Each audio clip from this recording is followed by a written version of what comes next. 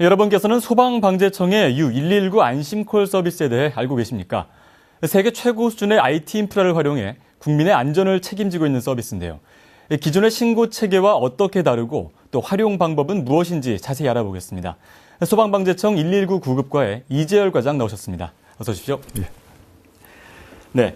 U119 안심콜 서비스, 굉장히 국민들에게 유용한 서비스임에도 불구하고 아직까지 모르시는 분들도 좀 있는 것 같습니다. 예. 어떤 서비스인지 좀 자세히 소개 부탁드리겠습니다. 예, U119 안심콜 서비스는 독거노인이나 장애인 등과 같이 응급 상황에서 혼자서는 신속히 대처할 수 없는 분들을 위해서 도와드리기 위한 119 신고 시스템입니다. 네.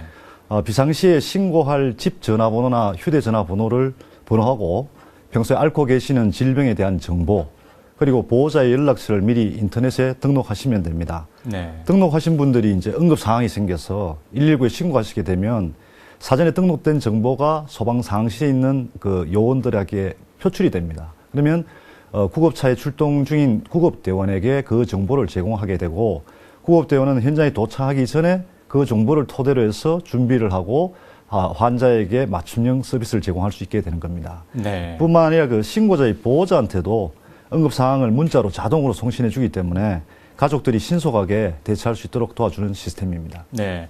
IT를 활용해서 미리 정보를 좀 가지고 있다가 긴급 상황이 발생할 때 미리미리 하는 그런 서비스를 말씀하시는군요. 예, 그렇습니다. 예. 이처럼 소방방재청에서 U119 안심콜 서비스를 제공하게 된 배경, 어떤 배경에서 처음 시작하셨습니까? 예, 이 서비스를 제공하기 이전에는 그 독거노인들에 대해서 비상용 전화기를 지급을 했었습니다. 네. 그리고 목에 걸고 다니는 이 메달에 비상 버튼을 두고 긴급 상황에 버튼을 누르면 소방 상황실에서 신고를 접수해서 출동을 시켰는데, 이것이 전화기를 보급해야 되는 어떤 비용의 문제나 네. 관리상의 문제가 발생이 되어가지고 이 서비스를 중단하면서 이러한 비상 전화기의 장점과 그다음에 수혜자의 범위 확대를 위해서 2008년 9월부터 U119 안심콜 서비스를 제공하게 되었습니다. 네. 그렇다면 그 서비스는 누구나 도움을 받을 수 있는 겁니까? 예, 현재 그 U119 안심콜 서비스는 그 독거노인, 장애인, 나홀로 어린이, 외국인, 고령자 등 응급 상황 발생 시 혼자서 네. 대처하기 어려운 분들을 주 고객으로 대상으로 하고 있습니다만은 가입자에 대한 특별한 제한이 없기 때문에 국민 누구든지 가입하실 수가 있고, 최근에는 이제 병원이 멀리 있는 그 농촌 지역 같은 경우에 임산부들에게 응급의료 서비스를 좀 더 신속하게 제공하기 위해서 보건복지부하고 같이 해서 이 119 안심콜 서비스 가입을 추진하고 있습니다. 네. 조금 전에 말씀하셨던 것처럼 그 기존에 독거노인을 대상으로 한 그 무선 페이징이라고 하죠. 예. 그런 서비스가 있었는데 이 U119 안심콜 서비스, 요 서비스만 놓고 봤을 때 어떤 서비스의 특징이 있다면 어떤 것들이 있을까요? 일단은 수혜자가 독거노인에서 전 국민으로 확대됐다는 측면이 있고요. 네. 두 번째는 별도의 장비를 설치할 필요 없이 인터넷 홈페이지에 등록만 하시면 응급 상황 발생 시에 서비스를 이용하실 수 있다는 것입니다. 예. 특히 이제 컴퓨터 활용이 어려우신 분들께서는 그 보호자나 사회복지사 등이 대리로 등록할 수가 있고요. 그다음에 휴대전화 번호로 등록을 하시게 되면 집뿐만 아니고 전국 어디에 가 계셔도 그 정보가 활용할 수 있기 때문에 서비스를 받으실 수 있게 됩니다. 네, 어떤 별도의 그런 어떤 기계가 필요 없이 그냥 등록만 해놓으면 서비스를 이용하실 수가 있는 거예요. 예, 그렇습니다. 예. 그렇다면 이게 2008년 9월부터 시작되지 않았습니까? 예, 그렇습니다. 사실 조금 시작된 지 좀 됐는데 그동안 서비스를 받으신 분들이 좀 계실 것 같습니다. 이용 성과하고 또 서비스를 직접 이용하신 분들의 반응이 어떤지 좀 궁금합니다.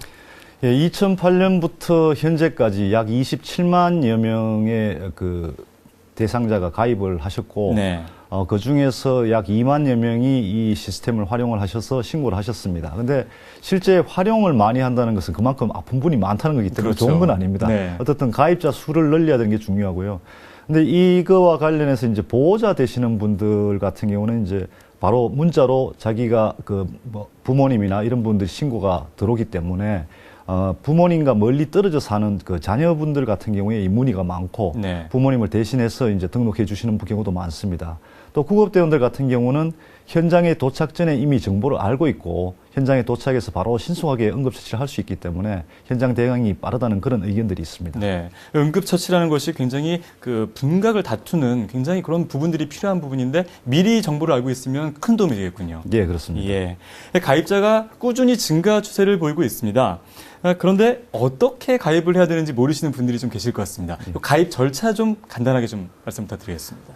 예, 이 서비스는 인터넷이 설치되어 있는 곳은 어디서나 네. 소방방재청 홈페이지에 들어가시면 U119 안심콜 서비스 바로가기가 있습니다. 거기에 들어가셔서 회원 등록만 하시면 되고요.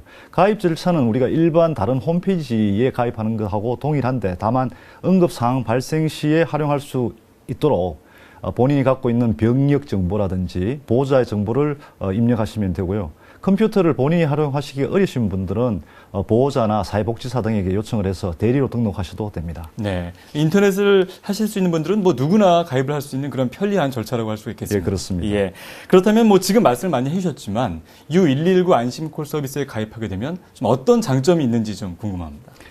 예, 이 서비스에 가입하시면 우선 신속하고 맞춤식 응급처치를 제공받을 수 있다는 점입니다. 왜냐하면 신고 접수와 동시에 사전 등록되어 있는 신고자의 위치, 상태가 파악이 되기 때문에 현장 도착 시간을 단축시킬 수가 있고 현장에 도착한 구급대원은 이미 과거의 병력을 알고 있기 때문에 어떤 응급처치가 필요하고 다니시는 병원이 어느기 때문에 어떻게 이송하느냐 이런 부분들이 빠르게 진행되기 때문에 장점을 가지고 있고요.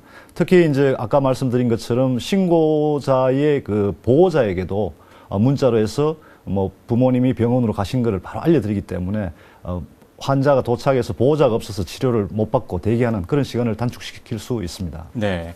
기존의 그 무선 페이징 같은 경우는 사실 기존의 정보를 잘 모르기 때문에 일단 전화를 받고 나서 다시 한번 그런 것들을 좀 복귀해야 하는데 예. 이것은 기존 정보가 미리 있기 때문에 바로 병원으로 예. 모실 수도 있고 바로 처치할 수도 있고 그런 장점이 있겠군요. 예, 그렇습니다. 예. 그렇다면 앞으로 이제 U119 안심콜 서비스의 그 운영을 하는 데 있어서 좀 발전 방향에 대해서 좀 말씀 부탁드리겠습니다. 예, 사실 U119 안심콜 서비스가 제법 이제 기간으로는 됐지만 국민들께서 모르시는 부분들이 있고 또 많은 장점들이 있습니다. 그래서 우리 청에서는 각종 매체를 통해서 지속적으로 홍보해가지고 가입자를 많이 늘리려고 노력을 하고 있고요. 네.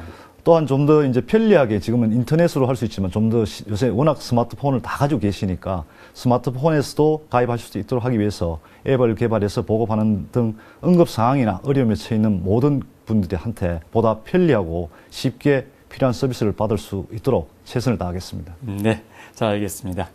자, 지금까지 소방방재청 119 구급과의 이재열 과장과 함께 U119 안심콜 서비스의 특징과 또 활용 방법 등에 대해 알아봤습니다. 오늘 도움 말씀 고맙습니다. 감사합니다.